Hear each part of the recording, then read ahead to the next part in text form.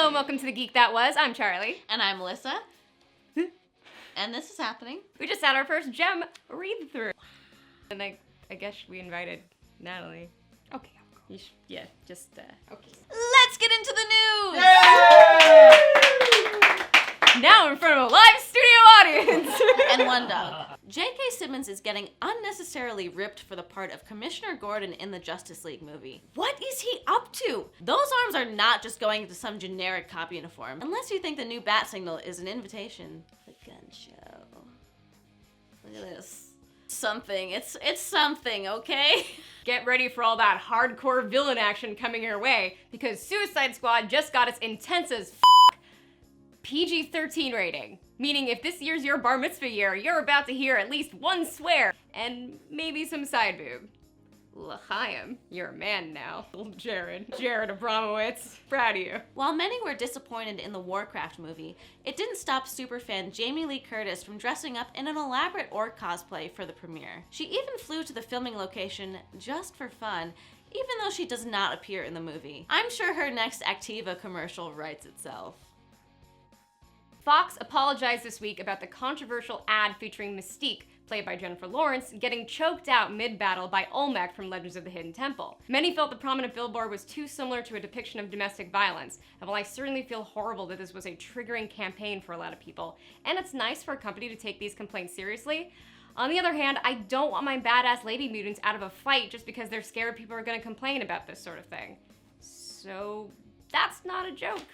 None of this is funny. Nobody's laughing. Except if you watch Legends of the Hidden Temple. That was a great show. The Force Awakens has officially left theaters, bringing in a grand total of $936 million, just barely missing the $1 billion mark, which obviously means it's a total failure. This is what happens when you entrust your franchise to a girl and a black guy. Absolutely abysmal. Producers over at Archer have dreams of a live-action movie of the cartoon starring everyone's favorite cut of meat, John Hamm, as Sterling Archer. If they go this route, I hope Archer's voice actor, John Benjamin, gets to use the ham like his own personal Muppet and have his voice come out of John's mouth. God knows we've all thought about what it would be like to come out of John Hamm's mouth. Are we still doing phrasing?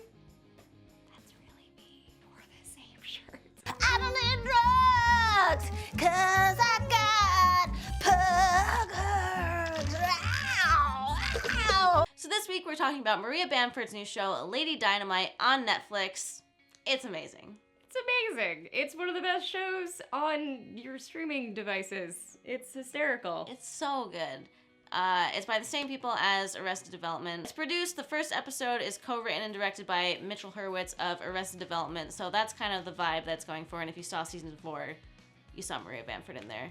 And there's also dog paws, fake dog paws coming on screen. I always am here for that. You're for real dog paws and fake dog paws. Let's be fair. She has 2 pugs. Those are her dogs of choice. And it's been in a lot of her stand-up before, so of course she's utilized it here. But what I find really amazing about Lady Dynamite is the structure of it is it's surreal.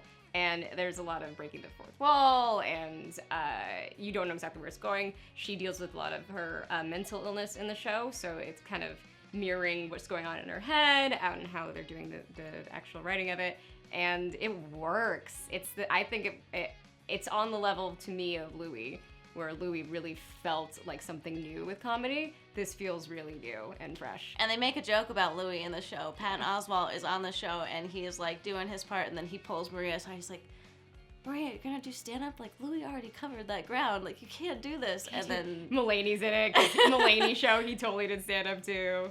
John Mulaney, if you need some sort of cheat sheet on who we're talking about with our insider comic knowledge. It's great if you know all of these comedy people and kind of like the history of this whole scene, but even if you're not in on it, it's still very funny and very enjoyable, and it's not just about mental illness either. Like, I feel like they're selling it really hard as like, she's using her mental illness to make a show, and it's like, she's also like one of the funniest people ever, so I don't know, you could include that part.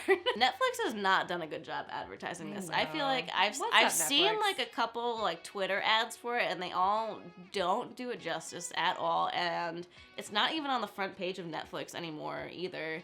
And they're just critical like darling though, so it just I guess it makes no sense. It's like Hemlock Grove got more of a push. Can I tell you one of my favorite parts every Yes. show? Yes. Every show, it ends with sort of a chorus saying, you want to say it? I don't know. I don't know how to. I don't know what I'm doing more than half of the time.